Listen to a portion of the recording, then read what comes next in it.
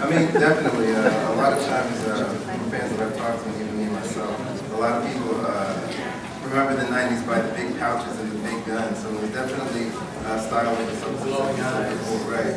And not to bash Rob Liefeld, but that kind of became his hallmark. And you see a lot of those books in quarter bin things now because a lot of those stories didn't really go anywhere. They were based off of whatever the science of the day was, like cybernetics and things like that. They didn't have much substance to them. So that kind of explains why they're kind of on the vanguard of our minds. Lasting stories like real life things.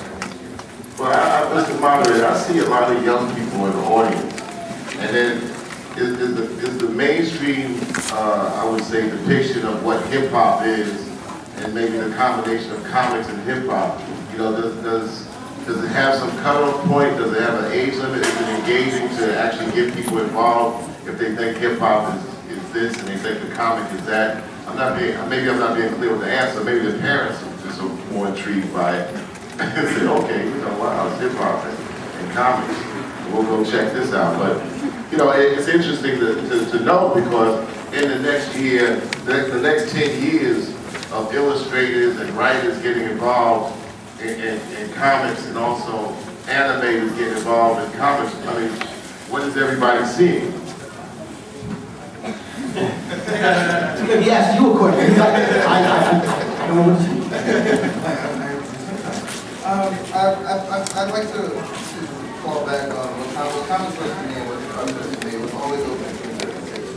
My favorite MCs have always been the ones that kind of be open-ended versus you can make it, you can adapt what you want from it. And that's the kind of heroes that I was calling to. Spider-Man, he was the everyman guy. You could relate to his problem. Even though when I was reading him I was 9 and I didn't have a photography job and trying to, pay my rent, I could understand what that was like because I didn't have an allowance. I was trying to lobby my parents to help me buy my comics. It's the same thing even as a young person listening to hip-hop. Right. Public Enemy or Run DMC, you still related even though they were these larger-than-life characters. Right. And they would connect. And as DMC said, when they were trying to set up their unified presence and how they were going to look, like wearing the gloves and the chains and stuff, they were still approachable. They'd still be the guys you see on the block that come out to hang out with cookouts and things like that. So that lasts with you, I feel, and that's what makes Public Enemy and groups like Run DMC so strong in people's minds today. I think also this too is like I noticed like I used to just go to colleges and speak, and then I started going to high schools, and I even started speaking in middle schools, and I will speak to the kids, and they'll listen, and they'll go, thank you, Mr. DMC, for telling me that, because I don't think there's a generation gap, there's an information gap. But what a lot of people don't know, what's significant about this relationship of hip-hop and comics is this. The great life-changing, cultural-changing rap records that speak on economics, civil rights, spirituality, education, race relationships. Those great records were made by individuals who, before I say the number, people always go, DMC, the things that you're saying now, you're just saying that because you're 44 years old and more educated. And I go, I'm more wiser. I go, yes, it's true, young brother, sister, but you gotta understand something.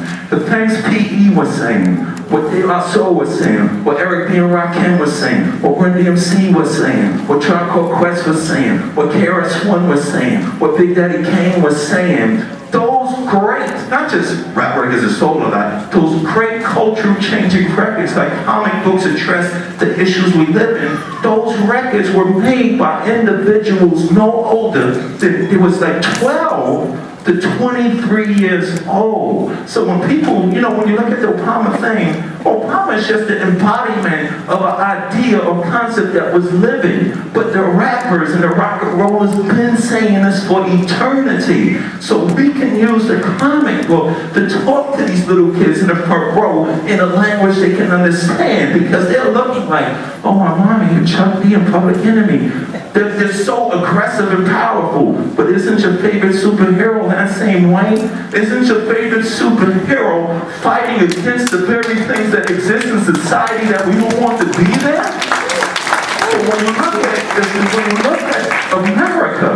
you look at America, and you look at the records that is dominant. Now, I've learned this today. I don't believe in conspiracy theories, but people say, hey, that's a conspiracy. If you think about this, the old school rapper and old school y'all isn't a time period. It's a consciousness, a way of living. But is there a conspiracy that the old school rapper can only get on the radio on the old school at noon from 12 to 1? Where are all the kids? In school. But from 3 o'clock to midnight, what do the kids hear from their superstars? Thugged out, violence, and that's cool. You can address those things. But when you look at what the comic Vic did for me, Chuck, and Juice when we was little, it's the same thing hip-hop did for our generation. Now, if we combine those two powerful mediums, we can have change like Obama wants.